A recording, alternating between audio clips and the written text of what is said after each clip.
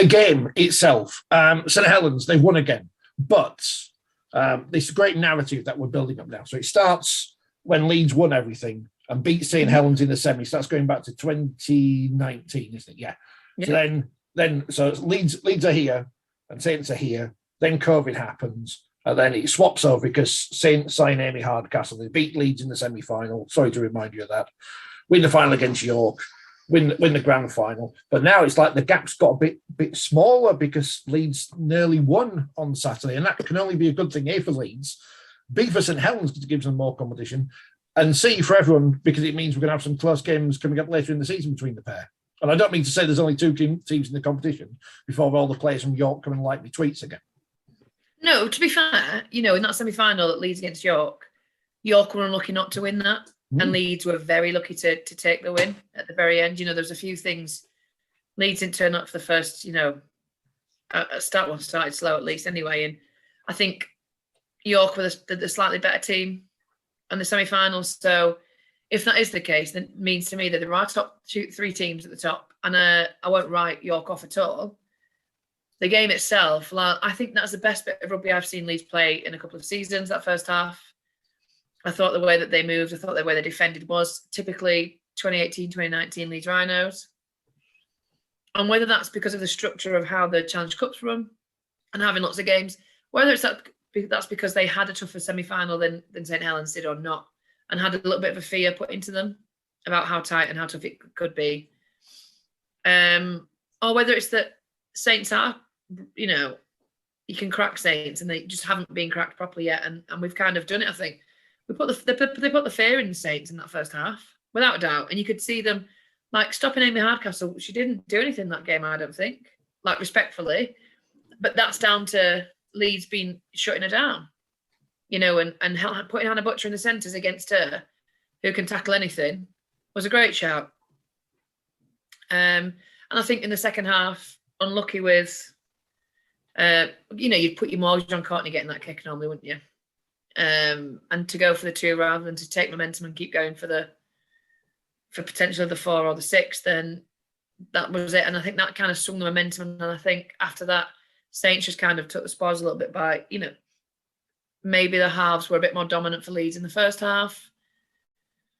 A few errors, maybe 3 or 4 chances gone a miss with Fran and Alicia, but I thought it was just a really great game. I think it was a really great game, and I'm really glad that it was a tight contest. The score does flatter Saints, and obviously they took the silverware, but I think in terms of women's rugby, I think that's the best game we've seen for a while.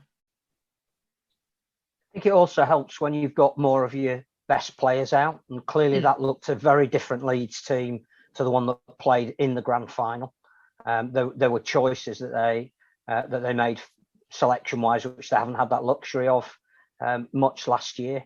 I think you're right about the selection of both Caitlin Beavers and particularly Hannah Butcher in the centres. It was to shut St Helens down, and it worked.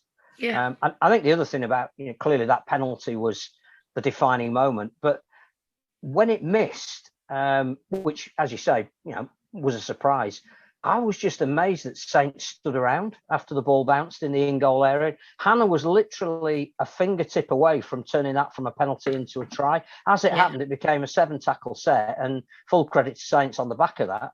They managed to score the try that turned the game, but they were pushed to their absolute limit, which is what they would have wanted, what England would have wanted. I think that Georgia Roach in the first half was probably the difference between the teams and looked really comfortable, but couldn't quite get the same level of influence in the second half. Zoe Harris's last tackle plays in the first half weren't great until a minute before half time when she put in a great kick for Leah Burke. But the second half, she was a lot more dominant and decisive in what she did. And that's great because you're suddenly looking at England's halfback potential for the World Cup. And you saw maybe 3 or 4 candidates there who'll be vying with each other. So all in all, just a brilliant day and some great young talent coming through as well.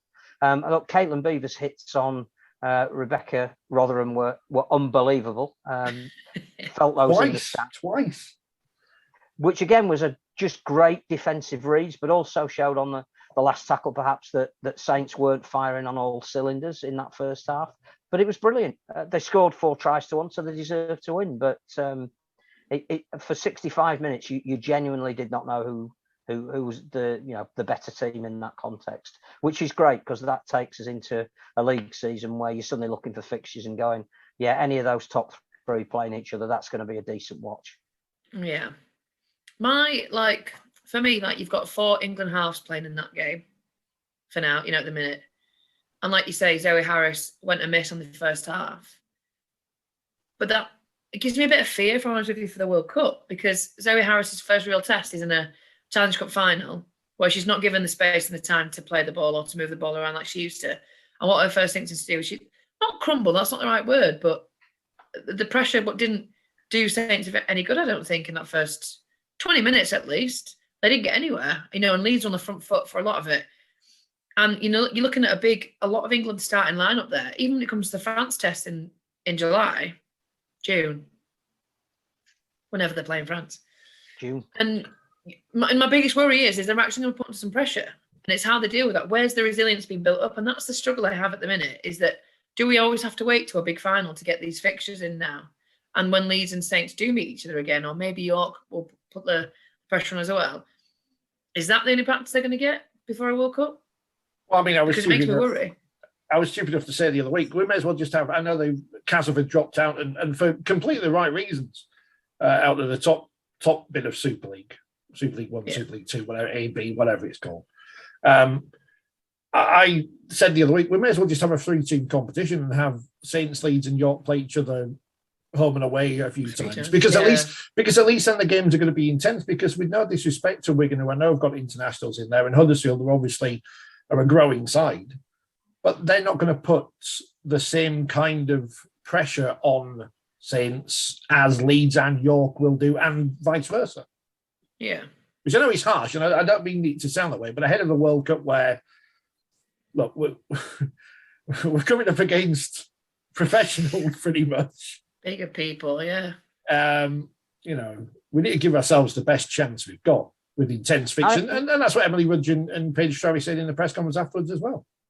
What's an interesting development, and not everything has been, because you mentioned, obviously, Castleford have made a decision to step down a level.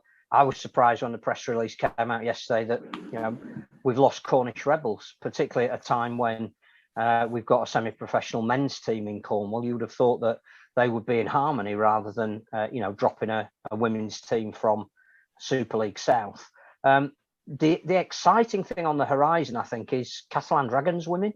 And again, we're talking a huge amount of cost and logistics, and I genuinely don't know how it would work.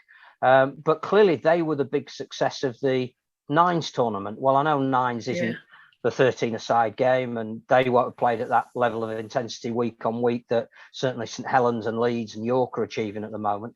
But were you as impressed with them as the reports coming back were, that they played with a bit of flair, that they were a bit of an unknown quantity? They beat Wigan, which again you wouldn't have expected at this particular stage of their development. They're going to be going back to Salford now in the final of the Nines competition. Should we be looking at, if we're serious about women's game, the women's competition, the value of England and France mid-season, maybe getting Catalan Dragons into Women's Super League if we can find perhaps a sponsor that will pay for that?